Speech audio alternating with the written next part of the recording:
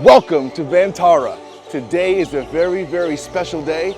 I get to present to you guys, the world, a secret classified project that nobody knows about. This is an animal military base, an army for animals, and we're gonna see something so unique, so cool, that's been extinct.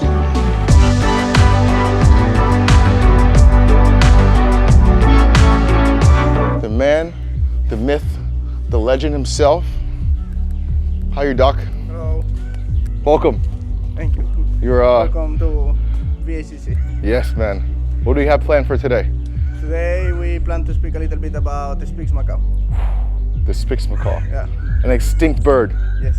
Oh. So rare. One of the rarest animals in the world. Not even the most rarest bird, the most rarest animal in the world.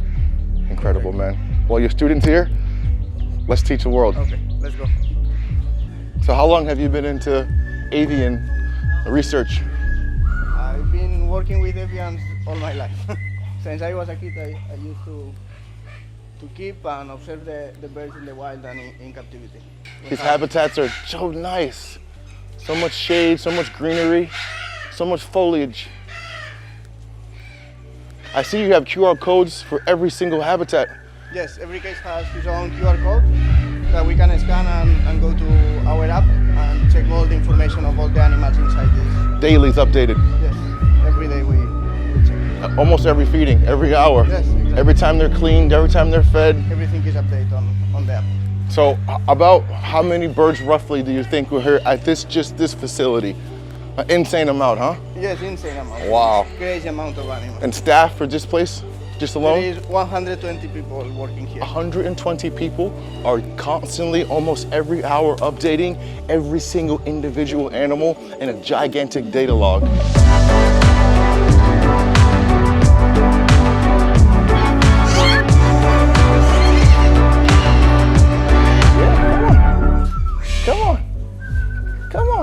Yeah, you can do it.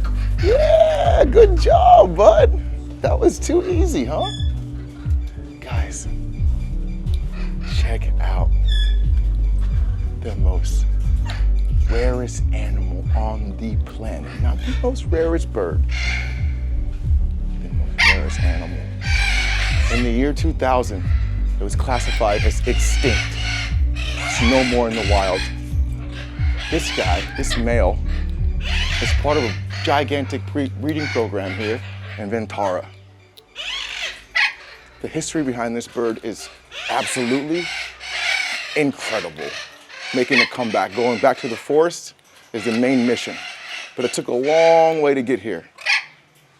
Man, I'm blown away being so close to such a pillar of conservation. I mean, I'm sure you guys know the movie Rio, right? Yeah. That's him right there, the Spix Macaw. These birds can have anywhere from 1 to 3 eggs. They have a partner for life, unless the other one dies, obviously. They need to keep breeding and reproducing. But only sometimes one makes it.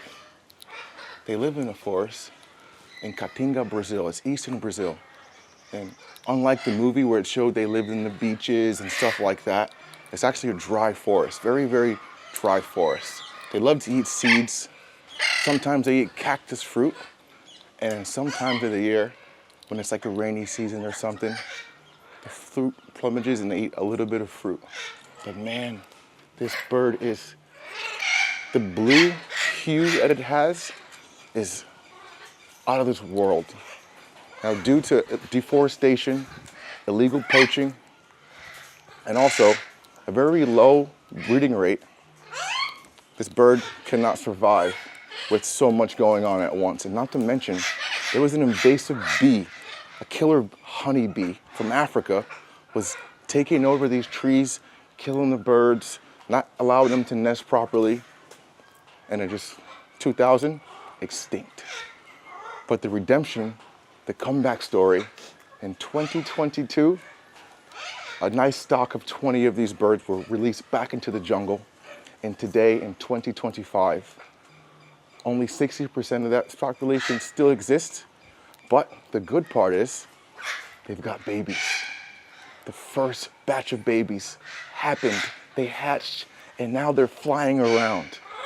Man, it makes me emotional to think about that. Something that was gone And now it's back, man. I've watched this movie, a lot of times with my family, and I'm sure you guys have too.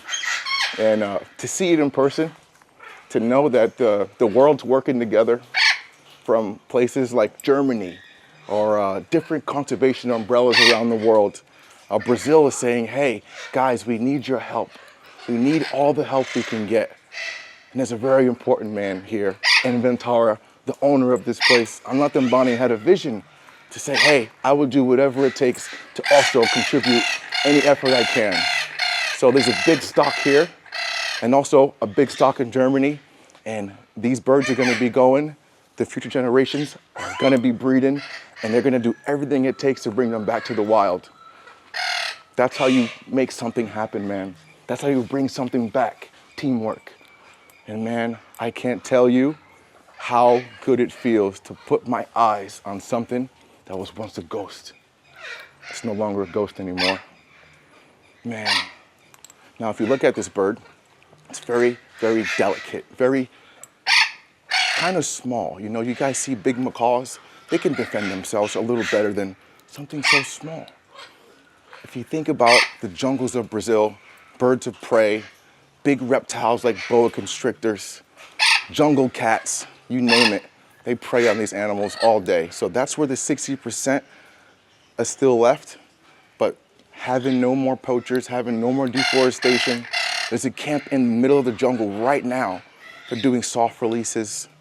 They're training the birds to be scared of dogs and scared of humans. So when it comes time for them to be free, they're not accustomed to life in captivity anymore. A whole thought process, pairing up the right birds with the right genetics and the gene pools from around the world. I mean, so much is being done and thought of. Even the facility here, if you guys were to see behind the scenes, I'm talking marble floors, stainless steel. An army for these animals is what is needed. And that's what's happening right here. Bulletproof glass, heat-sensitive tripwires for nighttime, armed guards, big planes for transport, every single piece of medication you can think of. Man, fresh fruit, gigantic greenhouses full of fresh fruit. Man, the list goes on. It's endless. And this guy is just having his breakfast. He's got a mixed variety right now. He's got some almonds, probably some cashews in there, I see. A little bit of, oh, he's got a peanut in there. Some little bit of millet. And for lunch, I believe they eat papaya, zucchini. I think they're also eating some apples. Yeah. So in breeding season, they put a few nuts inside of here to help the fat content go up. But during the non-breeding season, they have to keep it nice and lean. Man, what a beautiful bird. I can go on all day about this animal, but I want you guys to get some cool visuals of how he looks. It's just early morning. He's got a lot of brothers and sisters hanging out, cousins that you're hearing in the distance. And he's such a sweet boy, man. There is hope. There is hope for the future for this animal that was once considered a ghost. Now will spread its nice blue, beautiful wings and fly across the jungle and spread its offspring. Man, what a beautiful animal. An incredible task of conservation. Education is key. And man, I'm at school and my first day, my teachers have just been pounding me with information about this beautiful animal, this beautiful blue animal. Oh my God. We have so much more to show you guys, so much more to do, and a cool project in the future to introduce Baby Blue. Only at Ventara. Love you guys. Stay tuned for more. All right, guys, I am so excited to show you guys and bring you along. My first day of school. It's like a Tarzan University, you know? I've seen so many things around the world, so many facilities, so many conservation camps. I've been invited to different countries and different continents from different presidents, different ecosystems have been granted so much permission to do different like things, and I've never seen anything like this place. It is legitimately like going to another planet. We're off into the future of something that almost none of us can even imagine because it was never even thought of being possible. But it's been being done for almost 2 decades now. And nobody knows about it. And you're about to.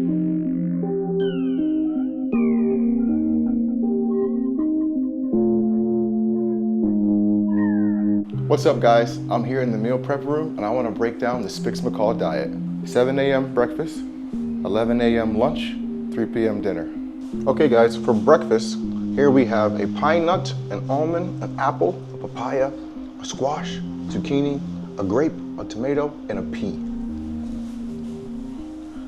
And then for lunch, we have an almond, a pine nut, a peanut, vitamin parrot pellet, mineral parrot pellet, a piece of corn, a sunflower seed, an oat, and a variety of millet. And then for dinner, all parrot pellet. So guys, I learned this in class today. It's very important to beef up the bird's fat intake with an almond and a pine nut during breeding season. But when there's no breeding season, it's good to keep them nice and lean and remove the 2 ingredients. Step up. Come on. Hey, that's okay. No. Step up.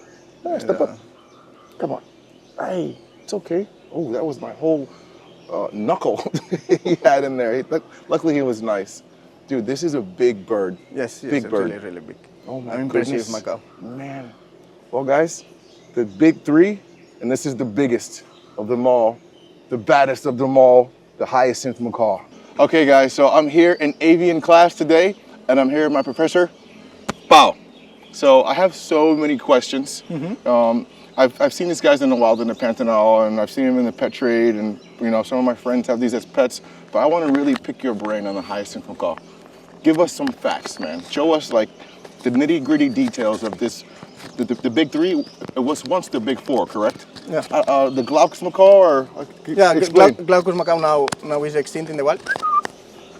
Now there is 4 blue macaws: Hyacinth Macaw, Lear Macaw, and Spix, and Glaucus Macaw.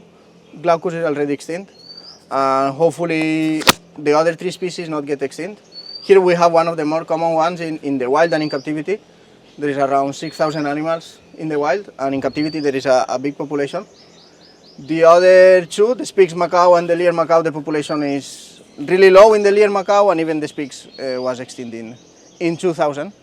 Right now there is some animals in the wild. These guys in the 80s also went almost extinct due to poaching, deforestation, disturbance in the habitat.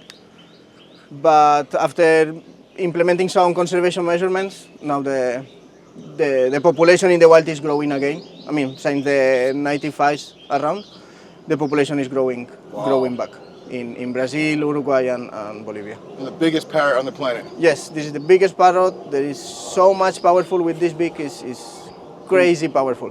They can break metal. They can break palm nuts. Really hard palm nuts. They are the unique parrots that can break this kind of Thank nuts. God he's nice. Just take my eye right off my face, huh? That's impressive, man. 3.5 pounds, 3 feet tall. Yeah, exactly. This is huge macaw. Yes. And they share the same territory with jaguars and Yes. anacondas, harpy eagles. Yes, exactly. Wow. Man, this is an absolute unit of a bird, guys. Heavy guy. What's up, bud?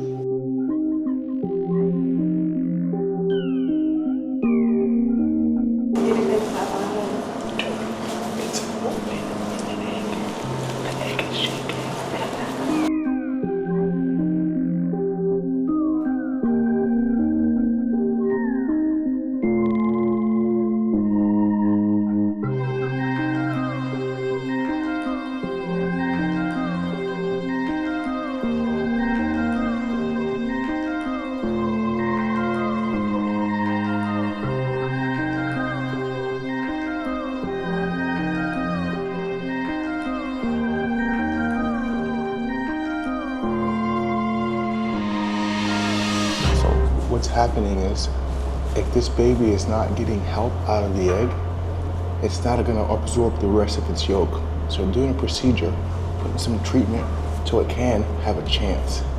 Whatever it takes to save such a small life, everything, saline, solutions, different ointments, different incubation periods. If this thing is not helped out of the egg, it dies in the egg, doesn't make it. But here, 90% hatch rate, success. Amazing work. Thank you. Good luck, little buddy. Yes. Welcome to the new world. You're at Ventara, the best place you can be.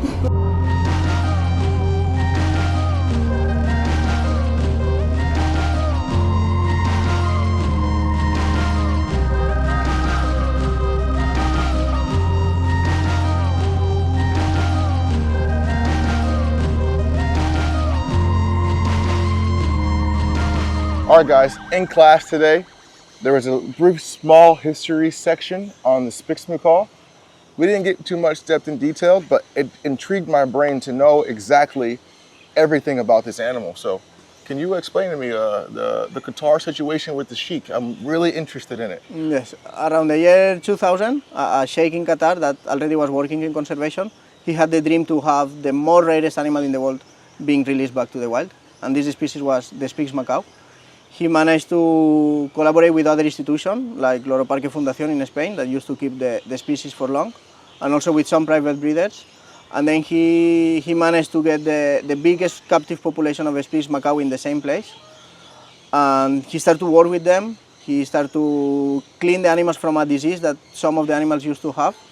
Also, he worked with artificial insemination. And since then, the captive population grew much more faster since this guy was involved in the project.